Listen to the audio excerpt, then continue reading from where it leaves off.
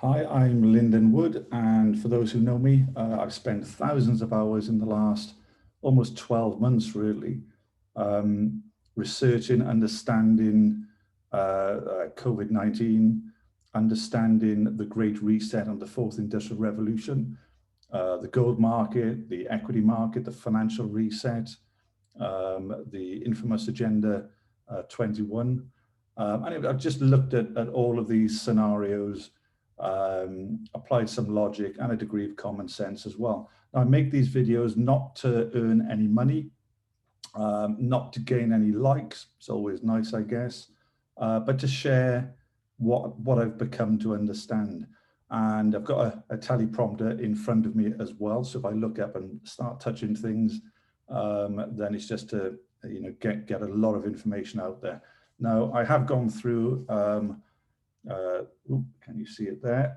Covering the Great Reset. I'm not promoting the book at all. It's not mine. It's Klaus Schwab, who's the chairman of the World Economic Forum, sort of seems to be in charge of the Great Reset. And of course, the Fourth Industrial Revolution, written by the same chap. Buy them if you want to understand more, but I'm not keen on putting money on in his pocket, to be quite frank. Now, Klaus Schwab, and as I reach over, there we go. Now, Klaus Schwab is the chairman of the World Economic Forum. He released the Great Reset book back in June 2020. It seems to be the pretense for elongating and maybe, and I say maybe with caution, blown out of proportion COVID-19 to implement the reset. Now, you will have heard the things like you will own nothing and be happy, and there's one path will take us to a better world. Now, that to me is more of an ideology than anything else. And I'm going to play some clipping a screen share now, so you'll get the drift. Here we go. Let's play this. So let's use this window of opportunity and let's recreate a global framework which really is in line with the requirements of a society in the 21st century. Now, you sort of see that taking advantage of COVID-19 to implement the reset. That's my feeling, that's my take on it, and I know it's many other people's take on it. Now, what gets concerning is the why. And of course, as we go through this video, I'm going to try and keep it about 15 minutes. That seems to be the optimal time. Then you will soon sort of gather more knowledge and put things into context. So anyway, the framework for the Great Reset, interdependence. So we have an interdependence globally around technology. We're sort of all reliant on different technologies and different ways of being. One worldview, not separate countries. So that is the Great Reset. And everything I talk about is from the book and from various documents that I've read. And everybody needs to act at the same time. So these are not my words. These are the Great Reset. They're not necessarily what I believe. Even though some of it sounds quite good, it's just executed in what I feel is a sinister manner. Climate, food shortage, fraud, asset bubbles, global governance, and financial crisis, all part of the Great Reset. These are the risks to society and indeed the world as they see it. There's also an immediacy, so the velocity, the momentum of things. So we expect delivery in seconds rather than days, with 52% are online globally and 1.5 billion smartphones, and in the Internet of Things. Digital is the way for control. Now, there's always lightning before the thunder, and I very much feel that the phase we're in right now with COVID-19 and the, and I'll say it again, blown up numbers, perhaps this is the lightning, maybe the thunder's next, who knows. Complexity is the pandemic. In complex structures and adaptive systems, many components and pieces of information, economic, biology, political, living network, the adaptive complexity of adoption creates limits to our knowledge. And this is part of the confusion as to why people just get confused. There's so much information, it's information overflow. One chart says this and another chart says that. And it is a bit ridiculous, but confusion is also a weapon. And the reset for the economy, we've relied on debt and interest for many decades, and the way we work together with destruction before we build back better. Now, when you see the words build back better as a national and international phraseology, it does make you wonder, why are they all in sync? Why are they all saying these things? So look, the environment is 90% of us breathe polluted air. That's 7 million a year apparently die from polluted air, and they see that as a public emergency. And of course, it is a public emergency because that's 7 million people that are dying. And don't get me started on population control, that's another one. Lockdown measures only account for a reduction in pollution by around 8%. That's what the Great Reset and the World Economic Forum seem to think. So despite the cars, and we eat less and we move less and we fly less, it's had little impact, which then you have to question what's next. Risk awakening, again, another part of the reset, as all of this is, making us aware that things are interconnected, that we ignore science at our peril, even though there are many scientists globally that will speak the opposite to what we're used to and what we see in the media. The consequences of collective actions are considerable. We have to recognize there will be other pandemics, and we should be better prepared. Now, that's a hint. We've seen good old Bill Gates and one or two others actually talk about there will be another pandemic, and it will be bigger and it will be worse and more people will die, and all of that sort of fear thing. And maybe that's to force us into accepting the lockdowns and the restrictions that we are currently facing.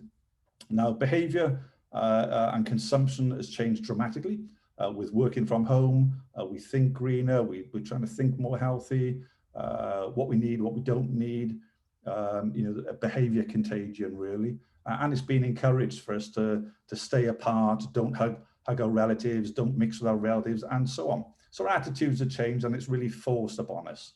The technology reset has been really brought forward about 4 years ahead of time, because with people working from home, they've become more digital based. So the Internet of Things and artificial intelligence, are they designed to control? Are they controlling and monitoring behavior? Maybe that's the sinister part of me. Maybe it's because I'm always suspicious of actions, from government. I don't know, maybe. The workplace and social distancing is likely to remain, and the lasting fear of infection will also remain. We'll always be scared of, another pandemic and fear and more lockdowns and so on. Will we die? Won't we die? Many jobs will be lost, such as 86%, and I'm going to stop that there, 86% in restaurants are allegedly, according to the Great Reset, 86% of jobs will be lost in restaurants, 75% in retail, and 59% in the entertainment industry. And a lot will be automated by 2035. Seems a long way off, right? But maybe they're ahead of schedule. Maybe they want to be ahead of schedule. If it's anything like business, then you always aim to beat the target, or certainly to exceed your ambitions. Hence the closures, etc., perhaps a little bit ahead of time. Now, the contact tracing seems to be an essential component to monitor who you've been with, who you've been in touch with, how close you've been to them, your credit card data, and your public ID. So there's a huge risk of dystopia. We see the words flying around on social media about dystopia and the tyrants and so on. And again, the governments have to take some responsibility and accountability for creating that view from many in society. Technology predicts and monitors your behavior through various data sources. We've known that for a long time. We all have, smartphones. Ooh, can you see that? We all have smartphones. We've known that for a while. But it's going to get more and deeper in the coming years, and even now the trade-off of public health and privacy will be made. Now that means you do or you die. You've got to trade off, as governments tend to do, have the vaccine and give us all of your data, and you can live and you can go out and you go to restaurants and you can fly and so on. Moving on to the technology to the rescue. That's the ruse, I think that's how you say it. To the rescue, to give up your privacy, and in fact we already have. So look, this is a quick whistle-stop tour. We've done a few minutes now. Now the fourth industrial revolution also talks about, and I'll pick some chapters here. I mean, I hate reading books myself, but I have read some of these. Profound and systematic change. Actually, I'll read some of the contents there to you. So a deep shift in our digital presence. There's a vision for the new interface and, of course, wearable technology. Now, artificial intelligence will play a big part with robotics and so on. And of course, you've got the drones flying around. And I've got a particular sort of foresight and vision on where the future possibly could be.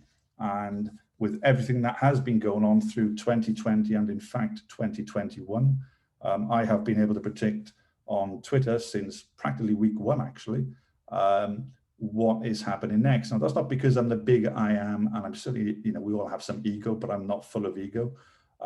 It's because it's written down. And when you see things like Davos, and Davos is the World Economic Forum sort of big meeting, normally in January. We've done a virtual January one and another big one in June, July time. So when I saw the June date back 6, 7, even 8 months ago, I predicted that lockdowns will be eased and start to be eased around the June 2021 time. And I took some abuse for that.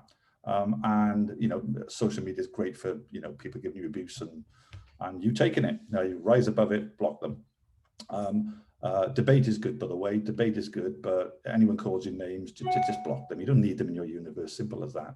So yeah, so the June date meant, from my prediction perspective, and life and business is about predicting, meant that I felt the lockdowns would start to be eased in June 2021. And in fact, here we are in, what are we now, at February 21, with, in the UK, good old Boris Johnson, starting to consider easing lockdowns. That's not get rid of lockdowns, that's easing lockdowns.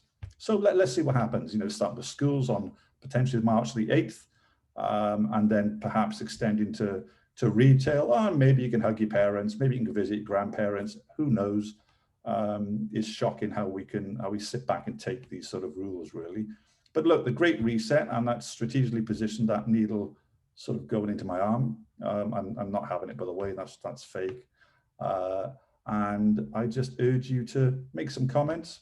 If you want to subscribe makes no difference to me. Would be nice. You get notified of future videos, and follow me on Twitter at LyndonX.